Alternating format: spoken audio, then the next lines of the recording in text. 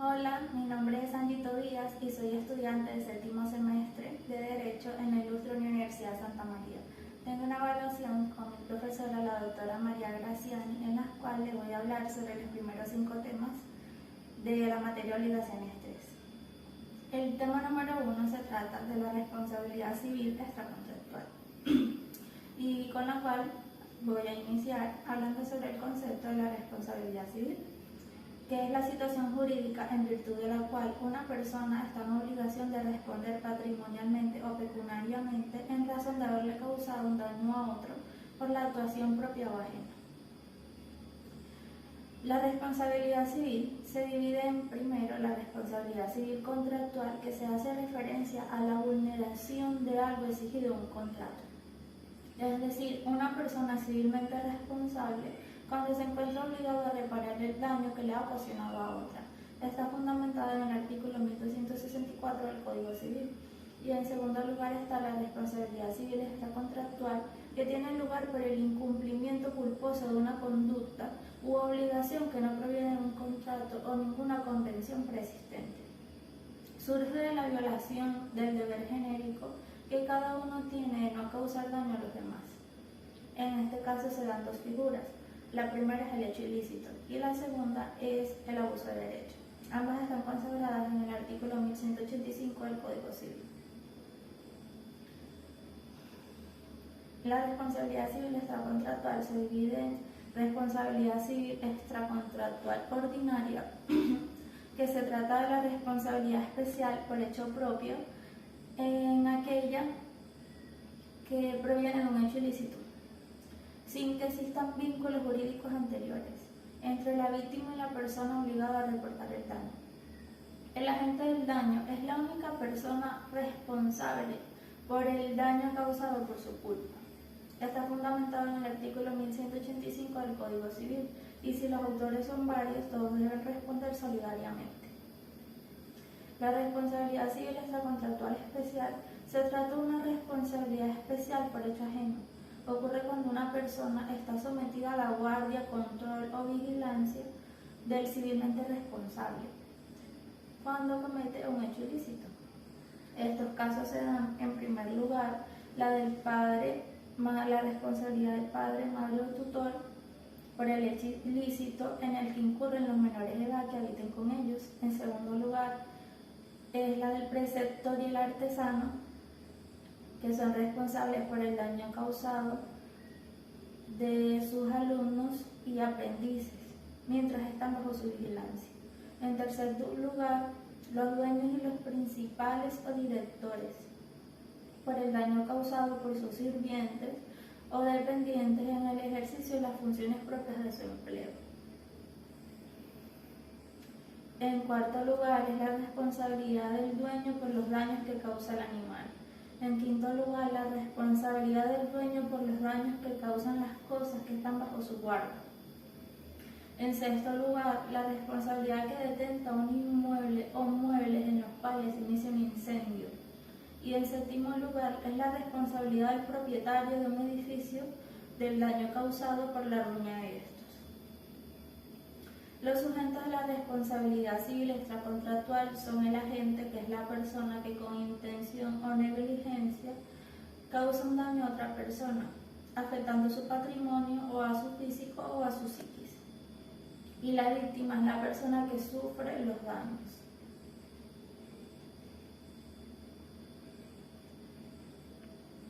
Diferencia entre el delito civil y el delito penal. En primer lugar, en el hecho ilícito se viola una norma jurídica del derecho privado, en tanto que en el delito penal es de derecho público.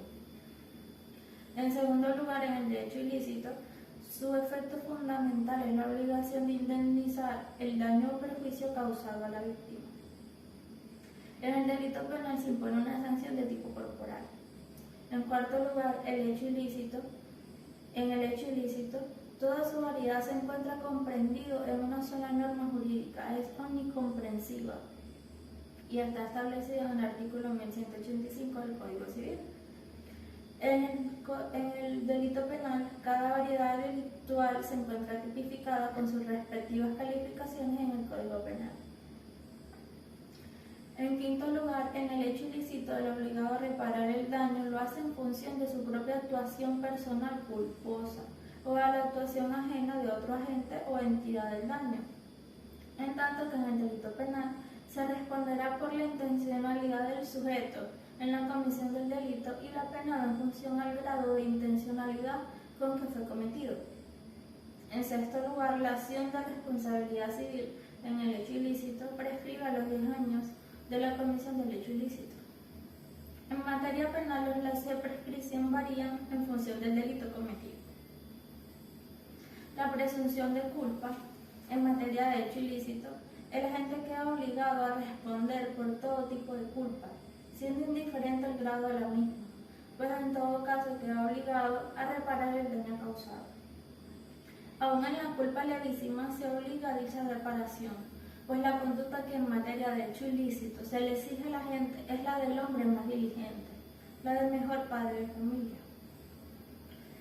La responsabilidad civil extracontractual general por hecho ilícito precisa la prueba de la culpa al agente del daño. La víctima está establecida en el artículo 1196 del Código Civil. La obligación de reparación se extiende a todo el daño material o moral causado por el hecho ilícito.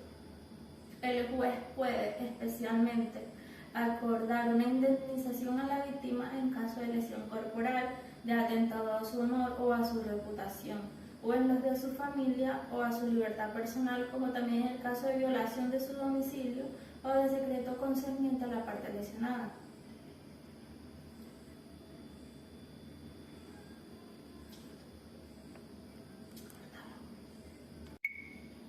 El tema número 2 se trata del hecho ilícito, que lo podemos definir como todo otro contrario al ordenamiento jurídico vigente, generado por la intención, la imprudencia, la impericia, la negligencia, la mala fe, el abuso de derecho e inobservancia de una persona denominada agente, que tiene por contrapartida una responsabilidad civil en favor de otra persona denominada víctima. Está establecido en el artículo 1185 del Código Civil. Los elementos para la existencia del hecho ilícito son el daño, la culpa y la relación de causalidad. El daño lo podemos definir como la lesión, la pérdida que sufre la víctima en su patrimonio, en su salud, en su persona y en su psiquis. En materia delictual se responde por toda clase de daño causado, salvo el daño indirecto, que no es considerado como indemnizable en virtud de lo dispuesto en el artículo 1275 del Código Civil, que expresamente lo excluye. Dentro de los daños tenemos los daños materiales y los daños morales, establecidos en el artículo 1196 del Código Civil. Los requisitos para la existencia del daño: en primer lugar, debe ser determinado o determinable, es decir, que la víctima debe probar el daño y su quantum, y esto se genera a través de las pruebas. En segundo lugar, debe ser actual. El principio del daño futuro no da lugar a la responsabilidad civil extracontractual, a menos que sea consecuencia directa o inmediata de una conducta culposa de la gente. En tercer lugar, debe ser cierto, debe ser real el daño causado, y en cuarto lugar, debe ser cuantificable. Las diversas clases de daños son: primero, según el objeto, que pueden ser daños a cosas corporales que recaen en una cosa física que ocupa un espacio que es percibido por los sentidos. Los daños a cosas incorporales que recaen sobre una cosa incorporal que no es percibida por los sentidos y produce repercusiones en el ámbito patrimonial. También está, según el daño, que son los daños contractuales y extracontractuales. Los daños contractuales es cuando el daño proviene del incumplimiento de una obligación derivada de un contrato, y los daños extracontractuales cuando el daño proviene de una obligación derivada de una fuente distinta a la del contrato. Según la naturaleza del patrimonio afectado, tenemos el daño material, que consiste en una pérdida o disminución del patrimonio de una persona. El daño moral, que es la lesión que sufre una persona en sus sentimientos, afectos, creencias, fe, honor y reputación. según que el daño causado sea consecuencia inmediata de un incumplimiento culposo o doloso del deudor. Está el daño directo, que es consecuencia inmediata o directa del incumplimiento culposo de una obligación, y el daño indirecto, lo que no origina como consecuencia inmediata o lejana el incumplimiento de una obligación.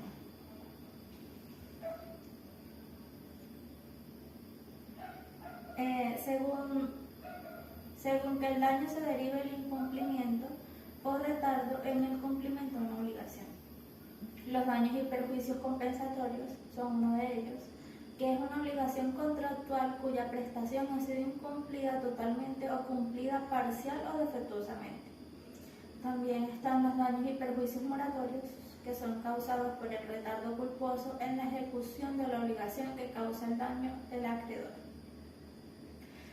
También tenemos según que el daño consista en una pérdida del patrimonio o en un no aumento del mismo patrimonio, que es un daño emergente que corresponde al valor o precio de un bien o cosa que ha sufrido daño o perjuicio. Es el daño actual. El lucro cesante consiste en privar a la víctima o al acreedor del incremento patrimonial, que es consecuencia directa, inmediata de una conducta culposa del agente o del deudor. El daño moral lo podemos definir como la lesión sufrida por la víctima en sus sentimientos, afectos, creencias, honor, reputación y psiquis. Y la estimación al daño moral es la ley, la jurisprudencia, la doctrina, la patria, han enseñado que se debe dar al juez amplias facultades de apreciación y estimación del daño moral, y que pertenece a la discreción y prudencia del juez la calificación, extensión y cuantía de los daños morales, de acuerdo a los siguientes criterios: el grado de la culpa, la educación, posición social y económica del actor. Dentro del daño moral tenemos las siguientes categorías. En primer lugar, las lesiones al honor, a la vida privada, al derecho a la propia imagen, al derecho al nombre de una persona, entre otras. En segundo lugar, el dolor sufrido por los daños al cuerpo, tales como la pérdida de la visión, la imposibilidad de caminar, en definitiva la imposibilidad o dificultad para disfrutar plenamente de la vida. En tercer lugar, el daño moral sufrido en caso de muerte de la víctima. Los requisitos para determinar el daño moral en las personas naturales están establecidos en la sentencia del Tribunal Supremo de Justicia en la Sala de Casación Civil, sentencia 697 del año 2015.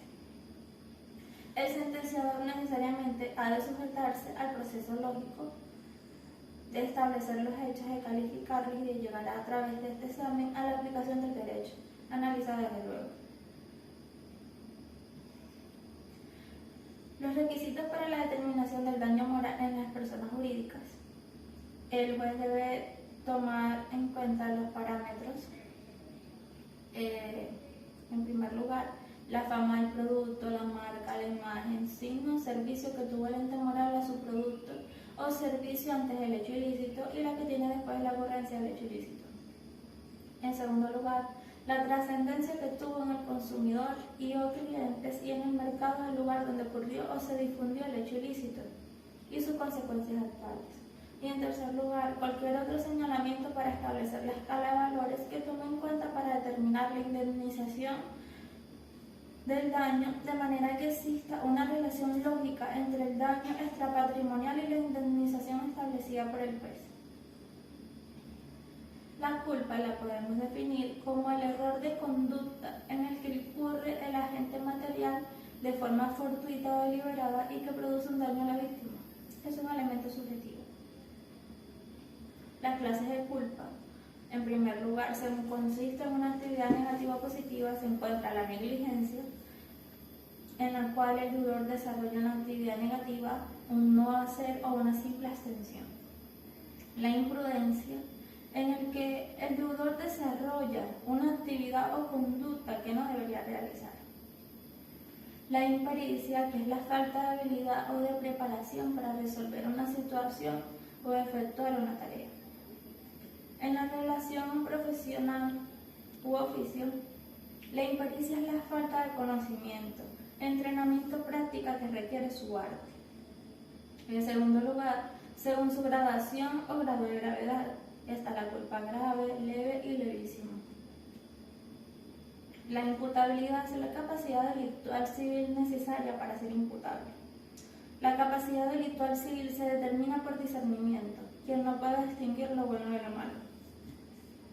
La imputabilidad se funda en 3 elementos, que son los elementos estructurales. En primer lugar, la capacidad de culpabilidad o imputabilidad. En segundo lugar, el conocimiento del injusto o de la antijuricidad. En tercer lugar, la exigibilidad de un comportamiento conforme a derecho. La asistencia a la voluntad, la asistencia a la libertad y la conciencia de los actos de las personas. La responsabilidad del demente se encuentra establecida en el artículo 1186 y 1187 del Código Civil, y la responsabilidad del menor se encuentra establecida en el artículo 1190 del Código Civil. Los casos que eximen de responsabilidad civil al agente del daño. En primer lugar, la legítima defensa establecida en el artículo 1188 del Código Civil, que establece que no es responsable el que causa un daño a otro en su legítima defensa o en su defensa a un tercero. Es decir, el que causa un daño a otro para preservarse a sí mismo o para proteger a un tercero de un daño inminente y mucho más grave no está obligado a reparación sino en medida que el juez lo estime equitativo.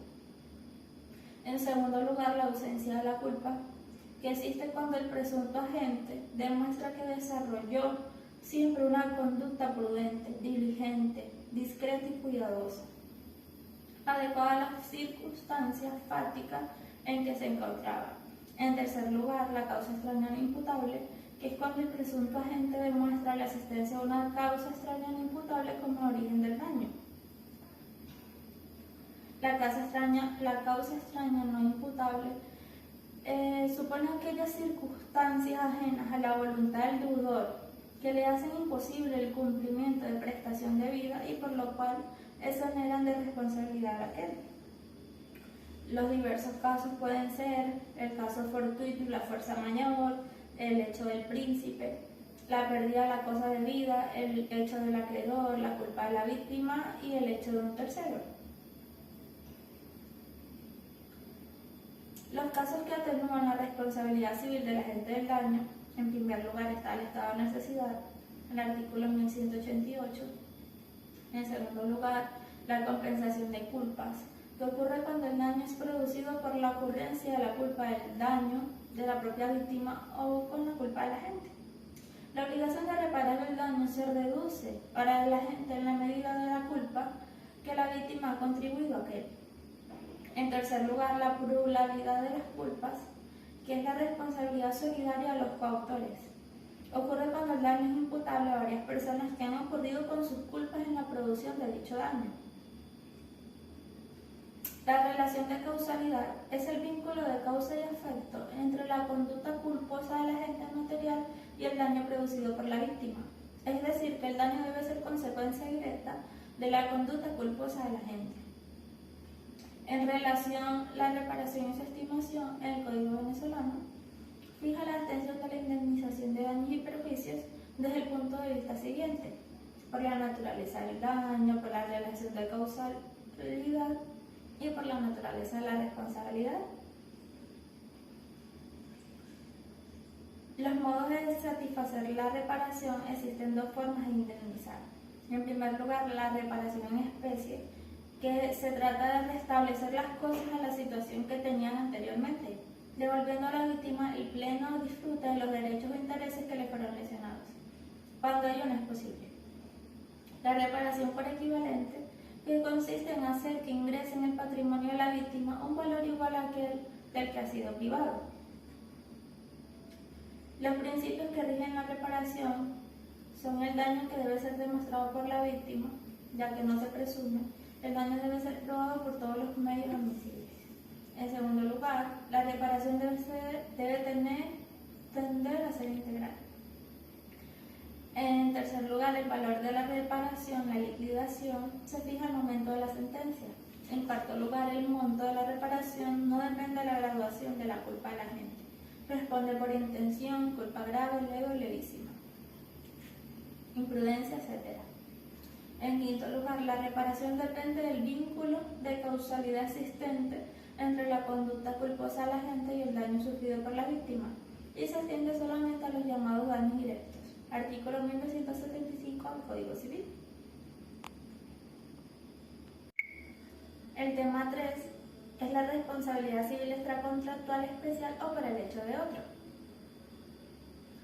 Los casos son: 1. De la responsabilidad de los padres, madres y a falta de estos el tutor, establecido en el artículo 1190 del Código Civil. Es decir, el padre, la madre y a falta de estos el tutor son responsables del daño ocasionado por el hecho ilícito de los menores que habiten con ellos. La responsabilidad se sienta sobre bases subjetivas, en torno a la cual la culpa de los padres de la educación o en la vigilancia o en ambas. Los requisitos para la procedencia de la acción son el daño, la culpa y la relación de causalidad y la relación jurídica que une a la ascendiente responsable con el menor autor del daño del hecho dañoso. Las personas responsables del hecho ilícito de los menores o pupilos son papá, mamá o tutor.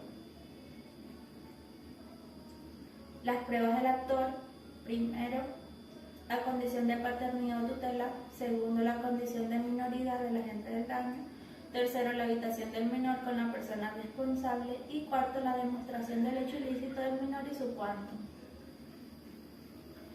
Las excepciones o defensas que pueden alegar el civilmente responsable, papá, mamá o tutor, son: 1. La ausencia de culpa; 2. La causa extraña no imputable; 3. La imposibilidad jurídica, presidio o física de ejercer la guarda, es decir, una persona ciega, paralítica, etc.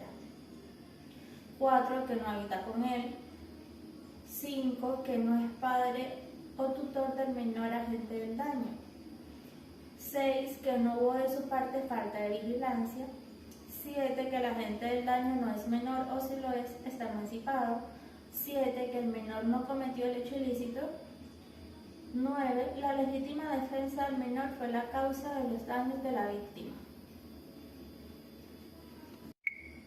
El tema 3 es la responsabilidad civil extracontractual especial o por el hecho de otro. Los casos son: 1. De la responsabilidad de los padres, madres y a falta de estos el tutor, establecido en el artículo 1190 del Código Civil. Es decir, el padre, la madre y a falta de estos el tutor son responsables del daño ocasionado por el hecho ilícito de los menores que habiten con ellos. La responsabilidad se sienta sobre bases subjetivas, en torno a la cual la culpa de los padres de la educación o en la vigilancia o en ambas. Los requisitos para la procedencia de la acción son el daño, la culpa y la relación de causalidad y la relación jurídica que une al ascendiente responsable con el menor autor del daño del hecho dañoso. Las personas responsables del hecho ilícito de los menores o pupilos son papá, mamá o tutor. Las pruebas del actor: primero, la condición de paternidad o tutela; segundo, la condición de minoridad del agente del daño; tercero, la habitación del menor con la persona responsable; y cuarto, la demostración del hecho ilícito del menor y su quantum. Excepciones o defensa que puede alegar el civilmente responsable, padre, madre o tutor: 1. La ausencia de culpa; 2.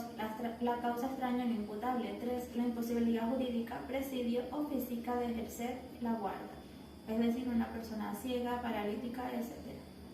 4. Que no habita con él. 5. Que no es el padre o tutor del menor agente del daño. 6. Que no hubo de su parte falta de vigilancia.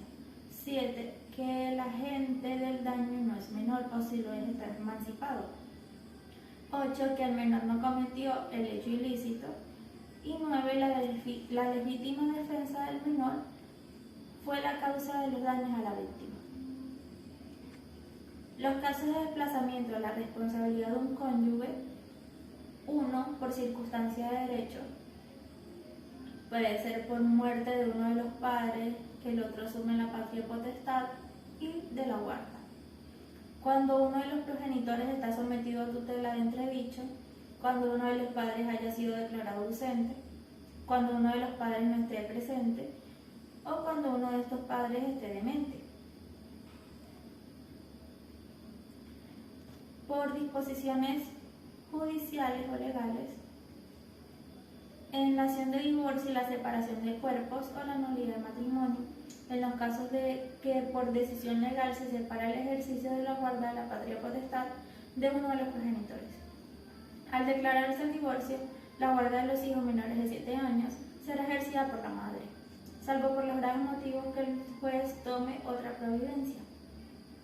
El cónyuge, en caso de divorcio, quedará privado del ejercicio de la patria potestad, o cuando el juez acepta lo estipulado por los cónyuges al separarse por mutuo consentimiento relacionado con la disociación entre los poderes de la guarda y el derecho a la patria potestad. Por circunstancias de hecho, en los casos en que uno de sus padres se encuentre hospitalizado, gravemente enfermo o con un impedimento físico que le prive el ejercicio efectivo de la guarda, el otro será civilmente responsable. En aquellas situaciones en que los padres están separados de hecho, el otro responderá al padre que habite con el menor. Y también los casos previstos en el artículo 278 del Código Civil, el resguardo y protección del menor. La responsabilidad del preceptor y el artesano está fundamentado en el artículo 1190 en primera parte. El preceptor es el maestro y el artesano es el que enseña un arte u oficio. Las pruebas del actor: 1. La relación de enseñanza sin importar la edad del alumno o del aprendiz. 2. Que la conducta del alumno o aprendiz fuera culposa. 3. Que exista esa relación de maestro-alumno, de artesano-aprendiz. 4. Que la actividad culposa del alumno o del aprendiz fue desplegada en el ámbito temporal y especial en el cual se imparte la enseñanza. Las excepciones y defensas que puedan alegar el demandado, preceptor o artesano son: 1. La falta de cualidad, que no era su alumno o aprendiz. 2. Que realizó su conducta culposa fuera del ámbito temporal o espacial en donde se le impartía la enseñanza. Y 3. El profesor o artesano fueron prudentes y diligentes para evitar el daño. La responsabilidad del daño o principal por el daño proveniente del hecho ilícito de los sirvientes o dependientes está fundamentada en el artículo 1191 del Código Civil.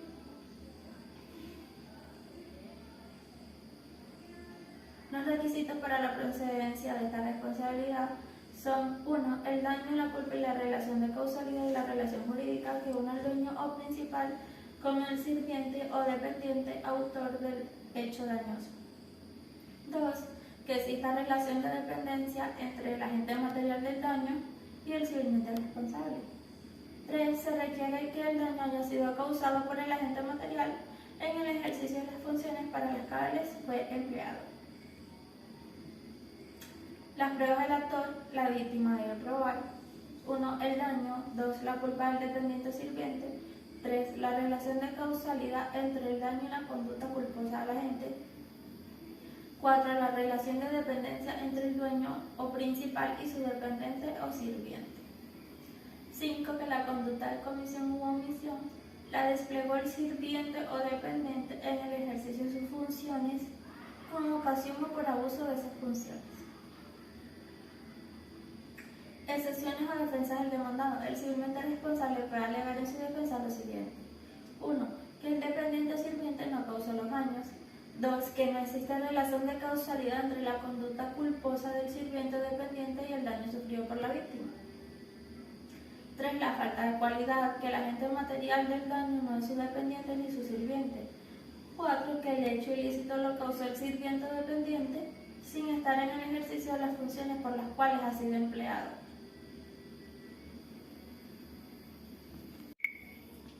Tema 4. Responsabilidad de daños causados por cosas o por animales. Está fundamentado en el artículo 1193 del Código Civil, que establece que toda persona es responsable del daño causado por las cosas que tiene bajo su guarda a menos que se pruebe que el daño ha sido ocasionado por falta de la víctima, por el hecho de un tercero o por caso fortuito o fuerza mayor. Las personas responsables son el guardián jurídico, que es el que tiene sobre la cosa un derecho a su dirección, control, mando, vigilancia o uso, que es el dueño de la cosa.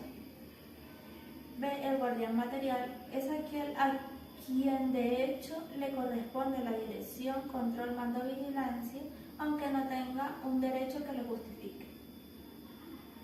Los requisitos para la procedencia de la responsabilidad por cosas o animales son: 1. El daño cuantificable y que pueda ser materiales o morales o ambos. 2. La intervención de la cosa. La norma abarca toda clase de bienes inmuebles, peligrosos o no. 3. Relación de causalidad entre el daño sufrido y la cosa. 4. La condición de guardián civilmente responsable, que es responsable de la persona que tiene la cosa bajo su guarda. Las pruebas del autor son: 1. Daño experimentado. 2. Condición de guardián del civilmente responsable por los poderes de dirección y control sobre la cosa. 3. Relación de causalidad. La vinculación causal entre el hecho de la cosa y el daño producido. Excepciones al demandado. 1. El guardián tiene que probar que no hubo relación de causalidad entre el daño y la cosa. 2. Que el daño se produjo por culpa de la víctima. 3. Hecho de un tercero. 4. Caso fortuito o fuerza mayor.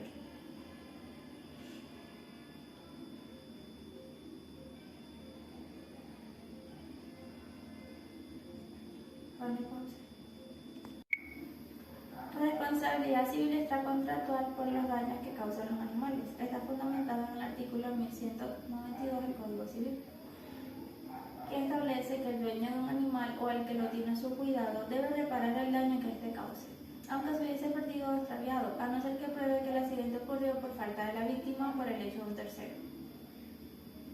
Las personas responsables es el dueño del animal o el que lo tiene a su cuidado. Los requisitos de procedencia de la responsabilidad por daños que causan los animales son: A. La condición de dueño o guardián del animal. B. Daño ocasionado por el animal. C. Se requiere una intervención activa del animal. En relación al daño ocasionado por el animal, la norma comprende toda clase de animales domésticos o no, mansos o feroces. C. Se requiere una intervención activa del animal.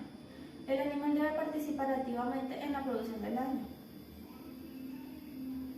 Excepciones del demandado: 1. Causa extraña e imputable.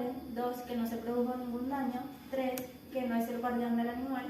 4. Que no hubo la intervención activa del animal. ¿Cómo se presenta la culpa a la víctima?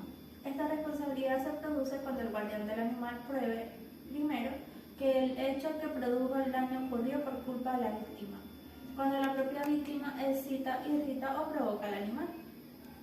Segundo, cuando la víctima franjea un muro, se acerca demasiado a un animal encerrado entre rejas, penetra en el solar o terreno de una propiedad privada.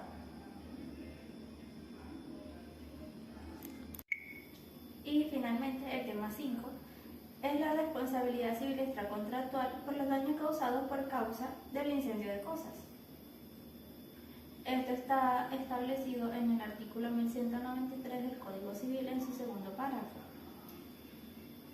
que establece: quien detenta por cualquier título todo o parte de un inmueble o bienes muebles en los cuales se inicia un incendio no es responsable respecto a terceros de los daños causados, a menos que se demuestre que el incendio se debió a su falta o a hecho de personas por cuyas faltas es responsable.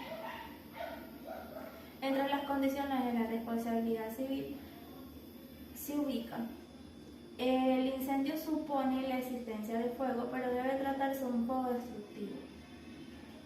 El incendio debe iniciarse en la cosa por sus solas circunstancias fácticas. Se excluye así casos de incendios que no se originan en la cosa por sí solas, sino que provienen de un hecho manifestantemente distinto. Por ejemplo, el incendio ocasionado por una explosión. La víctima debe probar al guardián o detentador. Los elementos constitutivos de la responsabilidad extracontractual por el hecho ilícito son el daño, la culpa y la relación de causalidad. Su condición de tercero con relación al civilmente responsable también forma parte de ello. Y las personas responsables son quien detente por cualquier título todo o parte de un inmueble o de bienes muebles en los que se inicie el incendio. Se afirma que la expresión alude al guardián de la cosa en la cual surge el incendio. Y este tipo de responsabilidad no distingue que el incendio se inicie en una cosa mueble o un inmueble. El significado de la expresión no es responsable respecto a terceros significa que si existe un contrato previo entre la víctima del incendio y aquel que detentaba la cosa donde se inició el fuego, se aplicará exclusivamente la disposición concerniente a la responsabilidad contractual. Las excepciones o defensas del demandado son las circunstancias extrañas ni imputables productoras del incendio, como lo son: 1. Caso fortuito, fuerza mayor, culpa de la víctima, hecho de un tercero. 2. Que no produjeron daños. 3. Que el incendio no se inició de la cosa por sus propias circunstancias fácticas, sino que provinieron de hechos distintos. 4. Que la víctima no era tercero, sino que tenía relación contractual. 5. Que no hubo culpa de él, ni de personas por cuya guarda responde. La responsabilidad civil extracontractual por los daños causados por las ruinas de edificios están establecidos en el artículo 1194 del Código Civil, que establece lo siguiente: el propietario de un edificio o de cualquier otra construcción arraigada al suelo es responsable del daño causado por la ruina de estos, a menos que pruebe que la ruina no ha ocurrido por falta de reparaciones o por vicios en la construcción.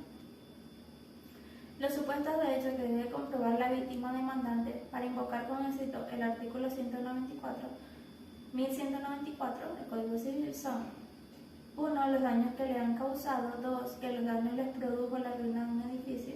3. Que existe vinculación causal entre la ruina y los daños sufridos por la víctima. 4. Que el demandado es el propietario del edificio o construcción arraigada al suelo cuya ruina le causó el daño. 5. Que su condición de tercero con relación al propietario del edificio. Y las excepciones al demandado: 1. Que la víctima no es un tercero y que tiene relación contractual con el propietario. 2. Que la ruina no causó daños a la víctima. 3. Su falta de cualidad por ser propietario del edificio. 4. Que la ruina no se obedeció a falta de reparaciones o vicios en la construcción. 5. Demostrando que su culpa no fue lo que originó la ruina. Y se acepta la posibilidad de exonerar de responsabilidad del propietario por caso extraño no imputable, como caso fortuito, de hecho de la víctima o de tercero, aun cuando se hayan sido mencionados expresamente por la norma. Las personas responsables: se trata de una responsabilidad real ligada a propietarios de edificios. ¿Quién es la persona responsable? Esto es, responde el propietario y no el guardián, sin perjuicio que el propietario tiene la acción de regreso contra el guardián u otra persona que tuvo la culpa en la destrucción del edificio o de cualquier otra construcción arraigada al suelo. Responsabilidades civiles que surgen por la ruina. 1. Responsabilidad civil extracontractual especial del propietario por el daño de la ruina a causa de terceros. 2. Responsabilidad civil contractual del arquitecto o empresario si un edificio se arruina a consecuencia de un defecto de construcción o vicio del suelo, surgido entre los 10 años de haberse terminado la obra. 3. La responsabilidad contractual del vendedor ante el comprador por vicios o defectos de la cosa vendida, por el término de un año por la fecha de la venta. 4. La responsabilidad contractual del propietario de un inmueble ante el poseedor cuyo uso y goce o guarda transmitió mediante un contrato. Ejemplo, el arrendador en el caso de reparaciones mayores. El carácter de presunción. 1. Presunción de cualidad, presunción de causalidad física de la ruina. Se supone que la ruina se debe a falta de reparaciones o vicios en la construcción, que es una presunción iuris tantum que admite prueba en contrario. 2. Presunción de culpa. Se supone que el propietario es el responsable de la falta de reparaciones o de los vicios de la construcción. Es una presunción iuris et de iure, que no admite pruebas contrarias. 3. Presunción de causalidad jurídica. Se supone que la culpa del propietario es la causa desencadenante y única del daño.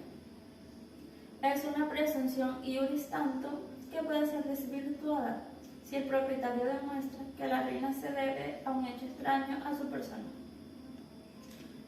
Y para finalizar, y con esto finalizo, corta. Y esto fue todo. Así me despido. Gracias por su atención.